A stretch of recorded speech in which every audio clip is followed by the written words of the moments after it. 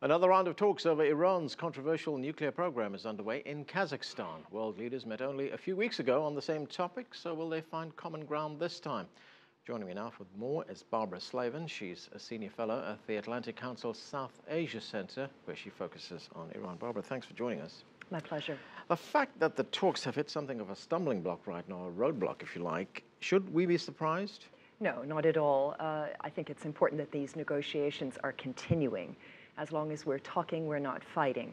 But it was unrealistic, I think, to expect any great breakthroughs anytime soon. Well, the Atlantic Council, of course, you're from the Atlantic Council, you put out the report which proposes something I don't think we've heard before, that the US and its allies talk to the Iranian people, I guess in some way go over the heads of the leadership, go directly to the Iranian people. Firstly, is that feasible? Secondly, what will it achieve? Well, actually, we're talking both to the government and to the people. Clearly, it's in our interest to have negotiations with the Iranian government, and I'm certainly hopeful that at some time in the future there will be an agreement that will curb at least the most destabilizing aspects of the Iranian nuclear program.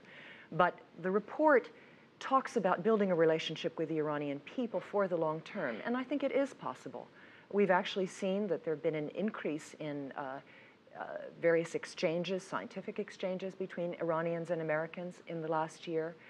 There were 7,000 Iranian students studying in the United States last year, which was an increase. So we want to do as much as we can to build bridges to the Iranian people and also ease some of the sanctions that have been hurting ordinary Iranians. Well, that's just the point. I'm wondering if those sanctions are actually mitigating against the proposal that you are talking about there, because it's ordinary Iranians who are being hurt the most.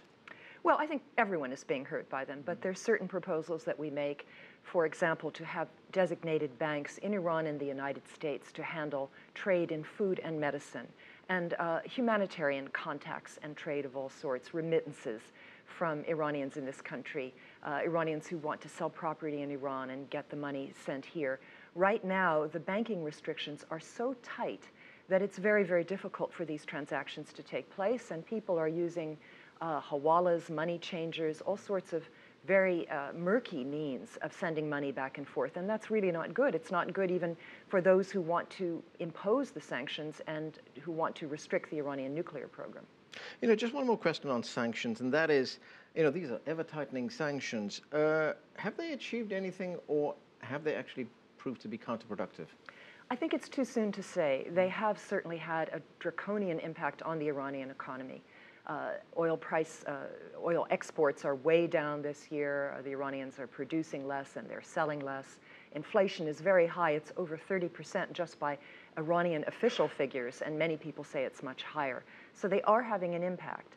The question is whether it's enough to change the perspective of the supreme leader of Iran, and we haven't seen that yet. I'm just wondering, are they having an impact on, say, the nuclear issue, you know, a compromise from Iran? Well, the Iranians came back to talks this year. I think that's partly a function of the fact that they were very concerned about the economic sanctions. Barbara Slavin, we're going to have to leave it there. Thanks for joining us. My pleasure.